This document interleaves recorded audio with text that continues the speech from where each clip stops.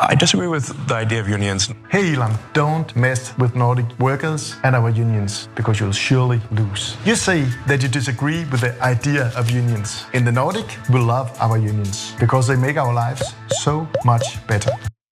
For months now, unions in Northern Europe have been mobilizing against Tesla. Now, workers in multiple countries either currently are or are threatening to withhold their labor against the company. And Elon Musk didn't like that, and he called the efforts insane. But one Danish member of parliament is making it clear to Elon that he's gonna have to get with the program or get out. And we'll watch more of his video in a second, but first, let me refresh you on some of the details about this ongoing dispute. About 130 mechanics at 10 Tesla garages across Sweden walked off the job on October 27th over the company's refusal to sign a collective bargaining agreement. Tesla doesn't have a factory in Sweden, but does have a network of service centers. Since the mechanics with the Swedish metal workers union that's called If Metall went on strike, other workers around the country have joined in sympathy, withholding their services to pressure the company. Members of the company's transport union say they'll stop collecting waste from Tesla service centers starting Sunday. Employees with supplier Hydro Extrusions, which makes aluminum profiles, are refusing to make a component for Tesla cars. Other unions say their members won't paint Tesla cars, clean the company's offices, or service electrical systems at its workshops or any of its 70 charging stations in Sweden. Now, this boycott has escalated, as I alluded to, by spreading to neighboring Nordic countries, including Denmark, where dock workers are not going to unload Tesla vehicles, which are arriving at ports. That's where Pelle Dragsted comes in, a Democratic Socialist member of the Danish parliament, who laid out the many benefits of having powerful unions that they enjoy in these Scandinavian countries. When your home country got richer during the last decades, the wealth remained in the pockets of you and other billionaires. Quite the opposite in Denmark. When we got richer, the workers got their share, thanks to our unions. If Tesla gets unionized, it will be because we deserve it and we failed in some way. Well, maybe you see it as a personal failure if Tesla get unionized, but for your workers, it certainly won't. Here in Denmark, our unions have secured a decent living wage for all workers, a work week of 37 hours, the right to at least 5 weeks of vacation, paid sick leave, and the right to 1 year of parental leave. It's all about freedom. The freedom for working families to live good lives. So dear Elon, respect your workers and negotiate a deal. Or let me put it more bluntly, get unionized or get out. That's awesome, and he's right, because 80 to 90% of workers are covered by collective bargaining agreements in Nordic countries. 80 to 90% of workers is an insane number to think of as an American, but that is just the norm in those countries. So a little bit more on that. Across Scandinavia, trade unions and employers negotiate deals on wages and working conditions with almost no involvement from the state. It's a system that originated in the 1930s and is widely acknowledged as the backbone of a labor market model that has helped workers benefit from decades of economic prosperity. Workers in Nordic countries enjoy comparatively high average salaries, with employers in Denmark paying labor costs of $48 an hour per worker in 2018, the highest in the EU. For comparison, for us Americans, the average hourly wage in the US was about $26 at the time. Remember, those are averages. Not usually as accurate as medians, probably be lower if we looked at that number in the United States. But naturally, Elon Musk sucks and Tesla is trying to fight back.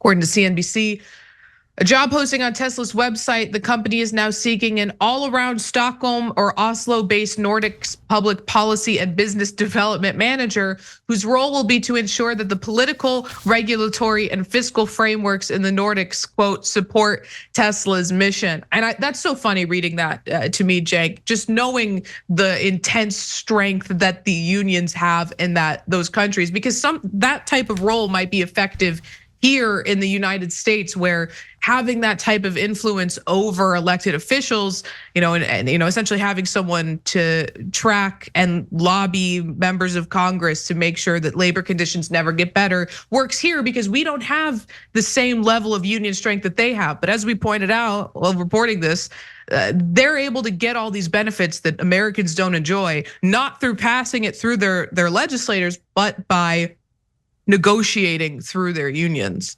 Right. So I'm going to explain why all these Nordic countries are uniting against Elon Musk. It's actually about Germany more than anything else. I'll get to that in a second.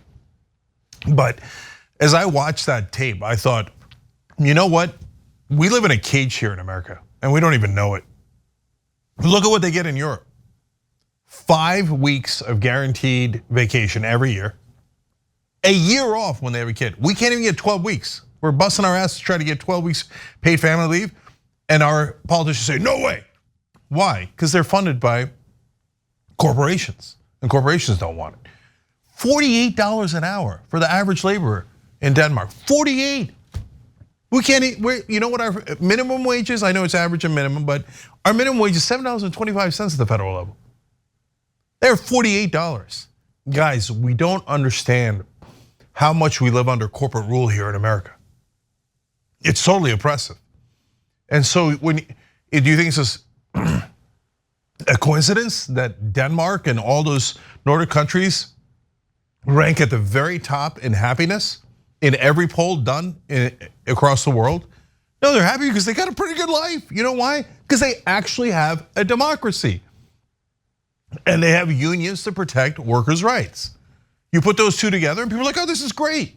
Here in America, we don't have democracy. We have open auctions. The corporations and the rich buy off all of our politicians through campaign contributions. And then they set the rules so that only the rich win and no one else does. And the middle class has to pay for everything here in America. It's sick. So I love that they're fighting back. So what's it about? It only affects a small number of workers in Sweden, that original strike. But it is now spread to Denmark, Norway, and Finland's considering it as well, and different workers in all those different countries.